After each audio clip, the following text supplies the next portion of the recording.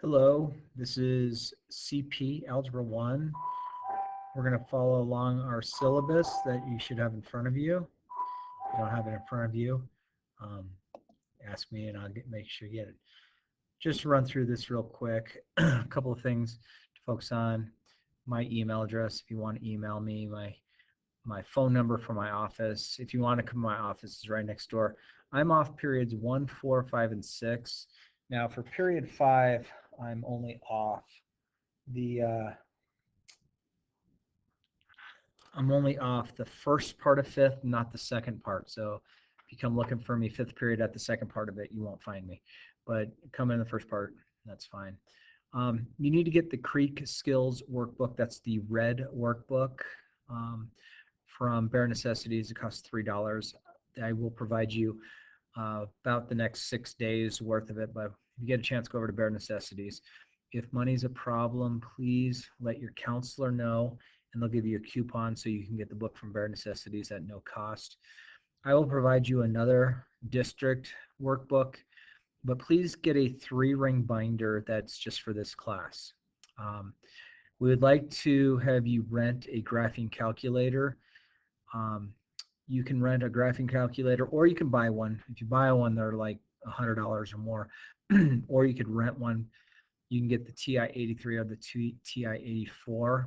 On my Schoology page, you can find the link, and you can rent it for the year. It's $20 for the 83 or $25 for the 84.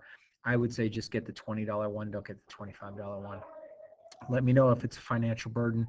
I'll make sure I'll take care of you getting that calculator. Again, I want you to have a 3-ring binder, pencils, pens, crayons as well. Our grades will be broken up where 10% of our grade is just our daily practice in class. There will be a small amount of homework that to work on, and it's just based on completion. Your tests and quizzes will account for 65% of your overall grade, and your final exam is 15%. So if you're absent, it's really important that you watch the video that's posted. You're always allowed to watch the video in my class if you would like to watch it. But if you're at home because you're sick or have something else going on, watch my video the day you missed, and you could find my videos, the video links posted on Schoology. All cell phones and headphones and earbuds, they need to be put away. The cell phones, including mine, will be put in the blue hanging wall unit on the far side of the classroom. So please make sure that takes place. Again, if you need extra help with math, 1, 4, 5, and 6, you can come see me, or you can go upstairs to ASC. There's math teachers in there during 4th, 5th, and 6th period, Monday through Thursday. And I pledge to give you any help needed upon request. You're expected to participate in each day, and we'll have a great year. Email is the best way to get a hold of me, or obviously coming by and finding me.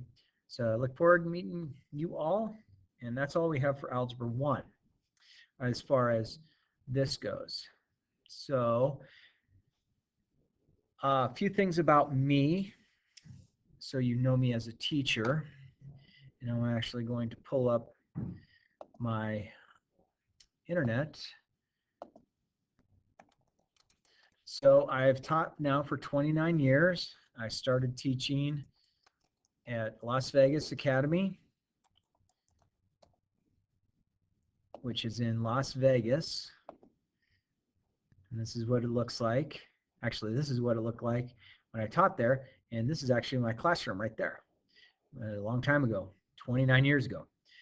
And I had some famous kids in my class. I had a kid named Matthew Gray Gubler, who you might have seen him on the TV show Criminal Minds. I had him in class.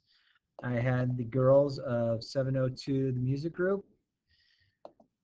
So I had these girls in class. They signed a multi-million-dollar record deal when they were seniors in high school. I also had this kid. Let's see what shows up. It's just Neo. Yeah, I had him in class. His name's Schaefer Smith. So I had some famous kids that I taught in my class a long time ago. I have 2 daughters. My oldest graduated from the University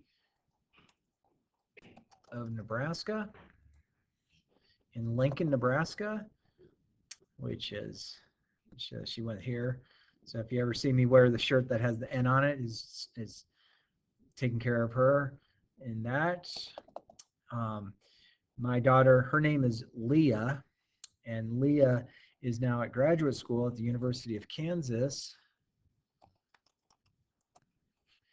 And so now she's in Lawrence, Kansas. So you might see me wearing a KU shirt for University of Kansas. She is a rock person. My other daughter, her name is May, and she goes to Purdue University in Indiana. So you might see me wearing a shirt with a P on it, which is for Purdue. So they are both off in college. I've been married for 25 years. My wife is a professor at the University of Colorado, Denver. And she teaches chemistry for engineers. So that's a little bit about me. Just know that I'm here for you. I'm here to give you a positive environment as far as math goes. So let's get to the packet. I don't have the packet scanned in, but you have it in front of you. I'm just going to write down on the whiteboard. So let's take a look at this very first pattern that we have there. Now, I'm not going to lead you a whole lot on it, but I want you to think about, this is on the day 1. They have a picture that looks like this.